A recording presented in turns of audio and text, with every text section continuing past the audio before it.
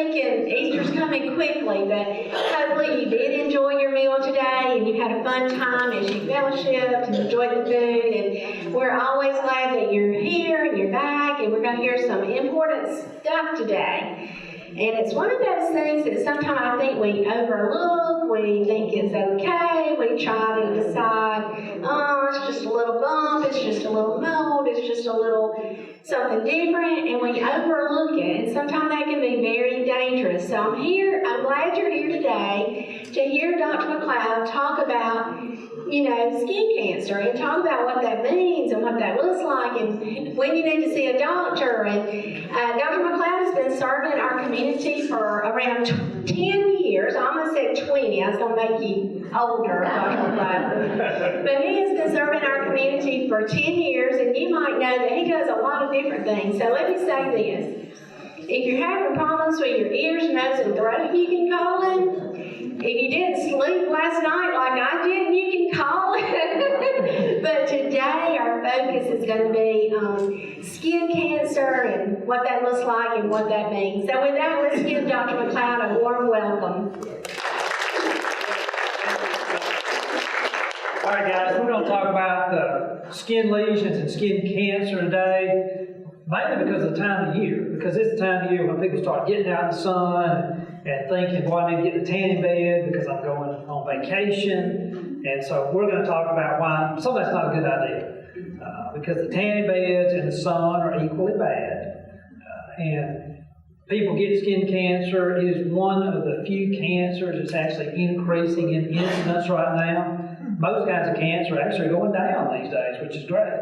But skin cancer is one of the cancers that's actually increasing in incidence, especially in younger people, because people get out in the sun too much, they get the tanning beds too much, and so they end up with skin cancer. And then a lot of them ignore it for a while, because I see this all the time where people come and they got big skin cancer, and I was like, when did it start? And they say, oh, well, I just had this bump and it's been there for 6 months, and I put some cream on it, and it was going to go away. But it didn't go away, it just got worse, and it got bigger, and now they've got a big, nasty ulcer on their face, and they finally decide after 6 months or 8 months or sometime a year or more that maybe they better get it checked. It's a lot easier to take off a tiny skin cancer than a huge skin cancer. Little bitty skin cancers, we can take them off, and you can hardly tell if they had anything there. When you wait till it gets to be the size of $50, we can still take them off. It just doesn't look quite as good once we get them off. So the key is, when you notice those little bumps, come on to see us right away. Don't wait until you've got a huge spot on your face, on your nose, on your arm, wherever it may be. I've got a few slides for you today. I'm not going to bore you with a lot of stuff, but we're just going to do just some real basics about what skin cancer is, why these skin cancers have got the names they do, and what you want to watch out for, and when you may want to come see us. Speaking of seeing us, we're here in Sylacauga 3 days a week now. We're here all day Monday, all day Wednesday, and all day Thursday. So Monday, Wednesday, and Thursday. There's 3 of us together. There's me, my wife, who's a nurse practitioner, is also here one day, and Wesley Pinto, who's a PA, who's been with me for about 8 or 9 years now. We're all here during the week. So Monday, Wednesday, and Thursday, we're here. In our office. It's kind of behind Burger King and behind Dr. Swearingen's office. So we're there taking care of people's ear, nose, and throat problems, allergy problems, sleep problems, and all your skin problems, skin cancer problems as well. Okay. I took this from the American Cancer Society, some of their basic slides, and we're just going to talk about kind of what skin cancer is, how it gets named as God, and what we can do about it.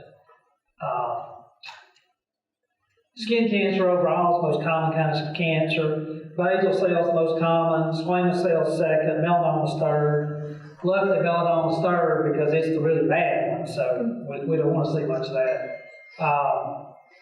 Skin is the largest organ in your body, so you can get these skin cancers anywhere in your body. And it's most common in the sun-exposed area, like people's face.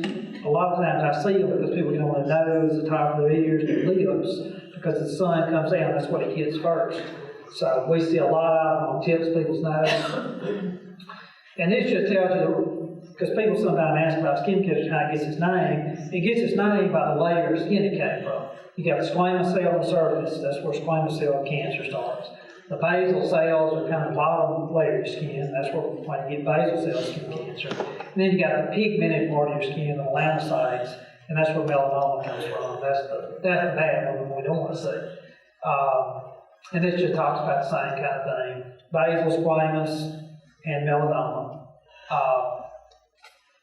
The melanocytes, which is the bottom of your skin, this is something that's sort of important. People think of melanoma often as being this real dark or black spot on your skin, but in fact, it can be any color. It can be black, brown, can have a bluish tint, a reddish look. Some of them are white. They're just bleached out. So don't think because you don't have this dark black mole or on your skin that it can't be melanoma, because melanoma can be any color. One big thing with melanomas too is they often are not a consistent color. You may have a mole that's a nice little brown, round mole, that's probably okay. Melanoma often has different colors within the mole. Part of it's dark, part of it's light, or part of it's dark brown or almost black, and part of it's light brown. That's the kind of thing you look for. When you see that, that's not a good thing. Melanomas can grow anywhere.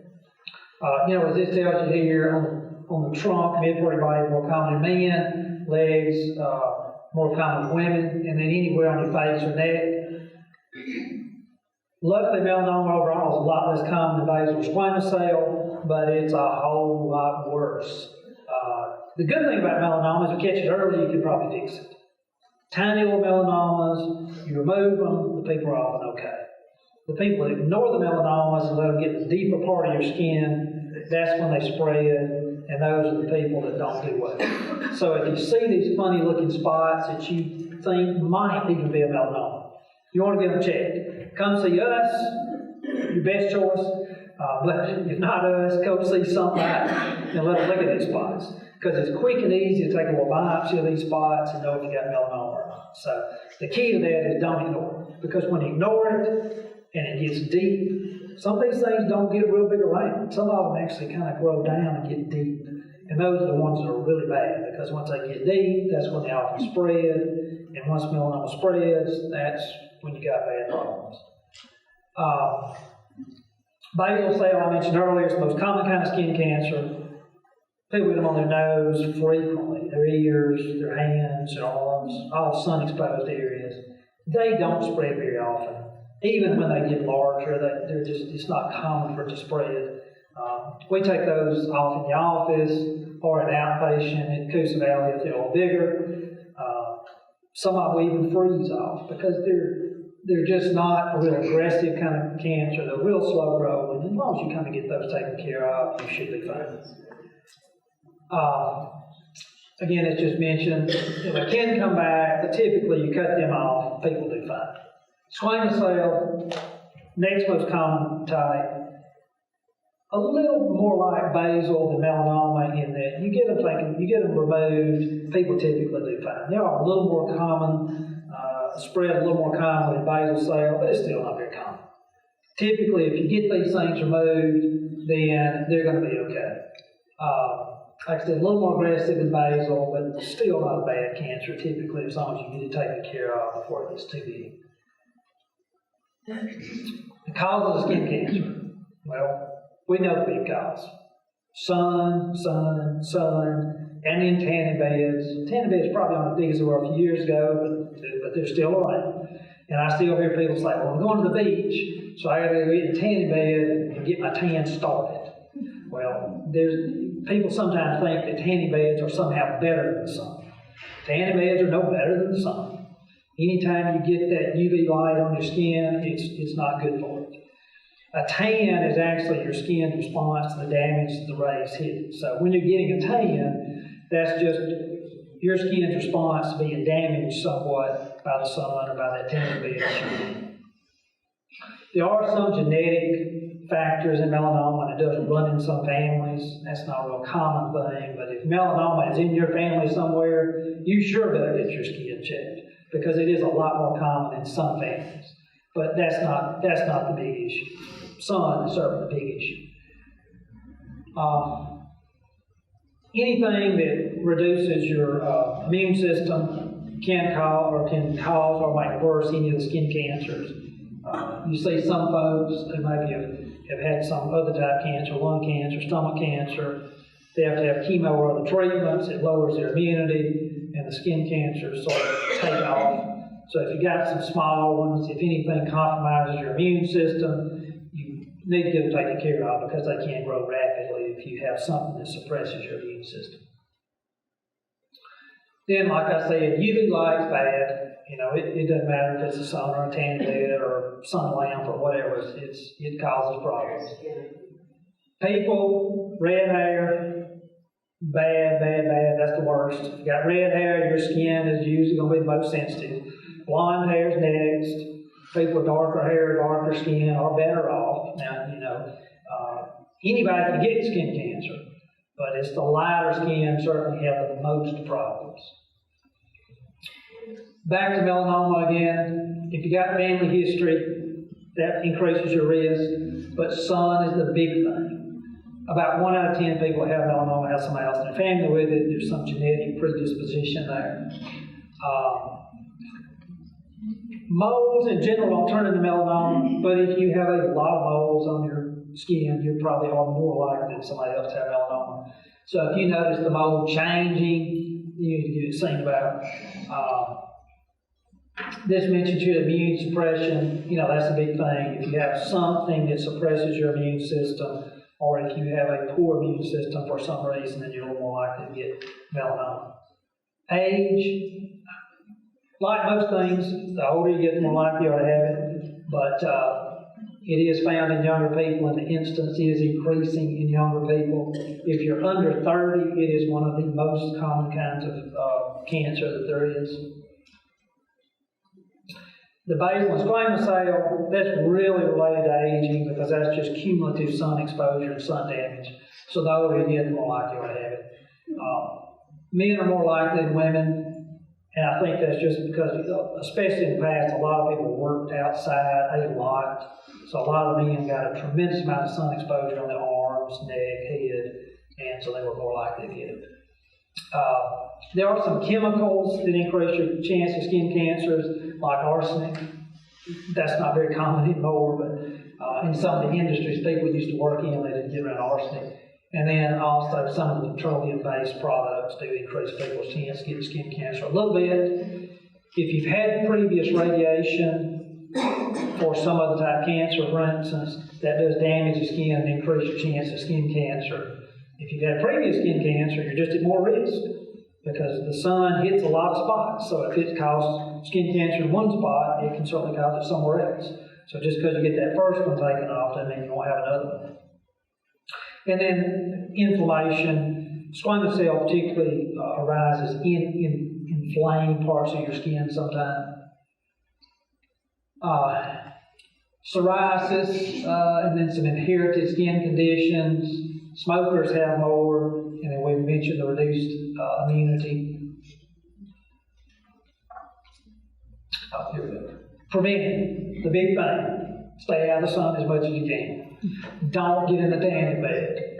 Use sunscreen. Wear a big hat. Anything you can do to keep that sun from damaging your skin. This mentions the sunscreen, sunglasses, big hats, wear long sleeve shirts if you're out. Not all shirts completely protect you from the sun, but you can actually get shirts now that have a SPF of about 30. Some of them actually have on a label how much sun protection they have, so you can look if you're going to be out a lot. Wear the hat. Sunscreen needs to be at least 30. SPF at least 30. And remember, sunscreen wears off. If you're in the water, it doesn't last long. If you're sweating a lot, it doesn't last long. So you need to reapply it. A good rule of thumb is reapply it every couple of hours if you're outside. Or if you're in the water swimming, when you get out, reapply it. Don't just assume you put on sunscreen in the morning before you leave. If you're at the lake all day, it's not going to last all day. So you take it with you so you can reapply it. Sunglasses, like we mentioned, staying in the shade in the middle part of the day when the sun is really bright. preventing again, think about kids too. Kids' skin is more delicate. So, be really careful with little kids out in the sun. And then the tanning beds, tanning lamps, all that obviously are bad. Certain types of molds, the larger the molds are, if molds are irregular, we'll talk about that in a second. So, back, like I said, fine murder. Real easy to get rid of most kinds of skin cancer, even melanoma if you catch it early. When you wait late, when they're big, that's when you have problems. Go to like I said, come see us, or if not us, whoever your family doctor is, let them check these spots. If you got a funny looking spot, if you're a little bit worried about it, get it checked. Because like I said, I see most of these people that I see with skin cancer have had it for a long time. So they've known something was on their skin for a long time, they just didn't do anything about it. Or they just assumed it would go away. Or they would get some Cordaid at Walgreens down there and put on in a few days and be gone. Well, it didn't work. So, if you see something, get it checked. I mentioned there was a vitamin D slide, a couple that I kind of skipped past there. And it says, the slide basically said, don't worry about the sun for your vitamin D, just eat or drink a lot of vitamin D and that'll be okay. There's some controversy about that, that's why I kind of skipped over it. There's controversy about whether you should get some sun to keep your vitamin D levels up, and most people think you probably should, just not an excessive amount. You don't need 8 hours of sun a day to keep your vitamin D up in your body, but you probably do need some sun exposure. You just need to be careful with the sun. You know what's on your skin, or most people do, so you know better than anybody. And the first thing I usually ask people when they come in is, you got any problems, have changed, is something that's worrying you?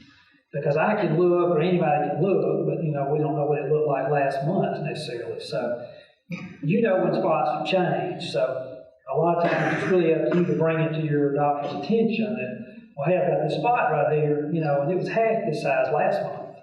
So pay special attention to it. Or I've got this spot here, and it kind of itches and burns all the time.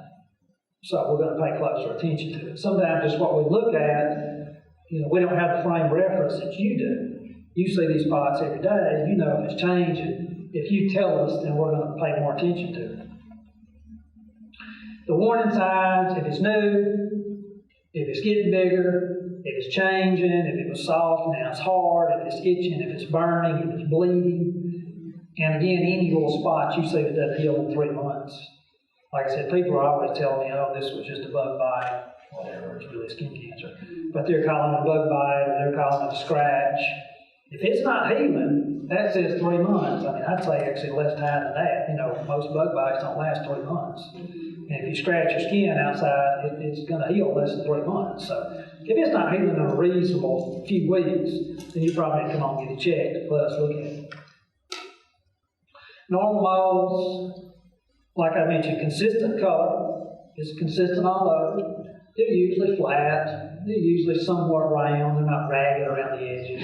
And they're less than about 1/4 of an inch. Am I going too fast? Okay. And once it's there, it usually stays about the same. They don't change that much. Again, if they're getting a lot bigger, that's a problem. Most people have some molds, and they don't hurt anything. You're just looking for the ones that are changing. And again, it's the changing that you're worried about. It's getting bigger, it was smooth, now the edges are ragged. It was soft, now it's hard. It itches now, it burns now, it bleeds. That's what you're looking for. All right, here's the big slide here. Asymmetry. It doesn't look the same. One side looks different than the other side. It's got ragged edges, it's not smooth. The color is not the same color. Like I said, it's part of it's dark, part of it's light. It's got different shades of brown. And then it's large as about 1/4 of an inch. If you can't cover it up with a pencil eraser, then it's probably too big. That's the key. Most of the little models people have, you can cover them up with a pencil eraser. If you can't do that, probably too large. So, asymmetry, irregular borders, no consistent color, bigger than a pencil eraser, those are the ones you want to get looked at. And this just shows you a little picture here. Normal mole on top, melanoma on the bottom. You can see the ones on the bottom got the irregular borders, the different colors within the mole. We can't tell size there, but those are probably bigger than pencil eraser. And then this, if you're worried about it, get somebody to look at it. You know, again, when you show up at our office, sometimes I look and if everything looks maybe okay to me. But if you tell me this mole right here is twice the size it was last month, then we're gonna look at it biopsy. You know, I may not know what it looked like last month, but you do. So, you know, be sure that you communicate the differences you've noticed. And we are having a skin cancer screening next week, next Thursday. You can register for it. You can just show up. Basically, there's going to be a couple of us there. And what we're going to be doing is looking at spots that worry you. That's the main thing. Like I said, we're going to be asking you, well, what are you worried about? And that's your opportunity to show us these spots that you've got on your neck, back, leg, wherever. And if you're concerned about it, then you show us, and you know, we'll tell you if it needs to be biopsied, if it needs to be frozen, or maybe it's just a normal mole, and you don't need to worry about it. All right, guys, that's it for the slides today. Like I told you before, we're over here behind Dr. Swearington's office Monday, Wednesday, and Thursdays all day. I operate at the hospital on Thursday mornings. Also, we have our sleep clinic at the hospital in the sleep lab on Thursdays as well. I'll take a few questions now, too. If anybody's got any questions, we got a couple minutes here. We take some questions, too. I'm not sure where you said your office was. Sorry. Would you say Dr. Swearington? I'm right behind Dr. Swearington's office. You have to go in his office? No, the block right behind it. Okay. Right behind it. And the other thing was that it's something from vitamin D. I didn't get that all. Well, what I was saying, that's sort of controversial. I skipped that slide because it wasn't a good slide. That's why I skipped it. Well, and that's part of what the slide said. It basically said you don't need any sun because you can just take a vitamin D pill. But I thought the winter I'd take the vitamin D. Yeah, but what a lot of doctors say now is you probably need some sun exposure, and you don't need to get it up because vitamin D in a pill form is poorly absorbed. So that's probably not the only way you need to get your vitamin D. Yes, ma'am. Frozen, what do you do when you... It's a liquid nitrogen type process we do. So some of the real small, especially precancerous areas, we just put this on your skin, it basically freezes the top of your skin off. It'll peel these small spots off. We don't necessarily cut them all off. So some of the small ones, or like I said, some of the ones that may just be precancerous, we just freeze those areas off instead of removing them. So we make an appointment with you like a dermatologist? Yes, ma'am. Thank you. Yes, ma'am. Thank you. Yes, ma'am.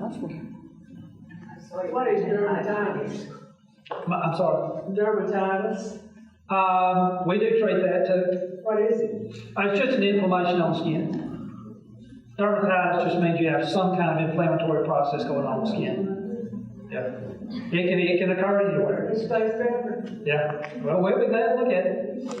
I don't know where to go with that. It is hard to get rid of dermatitis, though. You're right about that. Much easier to get rid of a little bitty skin cancer, a lot of times than dermatitis, because it is a chronic condition of some people. Any other questions, guys? We got just a few minutes if you have a question. And I've got some cards on the back table back here, too. It's got a phone number on it. Okay, question in the back too, Jane. Go ahead right here.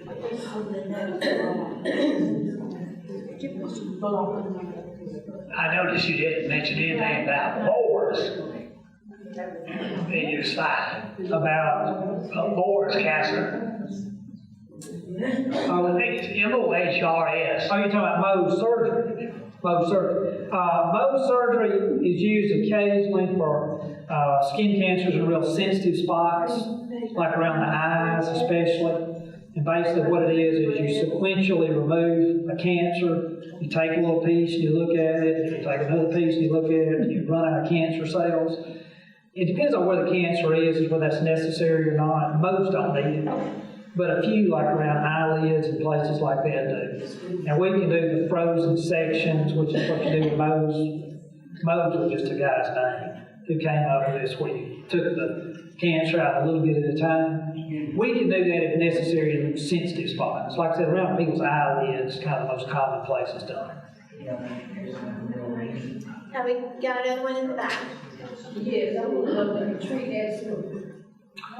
We do. We do. We do. We've got some creams and things that are pretty good for it. Now, if you have real severe eczema and you need some of the new immunosuppressives that are out, we do not do those. You have to go to a rheumatologist for some of those. Because I need to know, because my grandkids have it. And now in children, a lot of eczema is related to allergies. So yes, we do see those. All right, very informative, some very, very good information. Let's give Dr. McLeod a hand for Good, thank you. All right. Hey guys, before we leave, I want to kind of go back to this. If you looked around today and we started counting off 1, 2, 3, 4, 5, 1, 2, 3, 4, 5, 1, 2, 3, 4, 5. Think that in your mind. 1 in 5 Americans will get skin cancer in their lifetime. That's kind of strong, isn't it? I don't know. I was just sitting here thinking about that and thinking about those statistics, and I was thinking that, wow, we all need to stop and think and look. And then if you guys want an appointment, please call the number or see Jayla, and we'll get you lined up. And you can come in and you can have a free screening. And then if there is something, we can follow up and get you connected, get appointments and those sort of things. So we encourage you to take advantage of the screenings that Coosa Valley Medical Center continues to bring to our community. We're doing that because we believe in keeping us healthy and a healthier community, and that's why we're bringing that to you. Heart screenings went good a few weeks ago, and they were very successful, and here's another opportunity. So with that, let's go ahead and do our door prizes and get them given out. It's kind of a little Easter happy today. Miss Oakley Moon? Miss Moon? Marky Moon? Barbie, okay, Barbie. Yes, I'm sorry. Hi, Miss Brown said shake them up really good when she came to the door, I promised. Martha Tyler.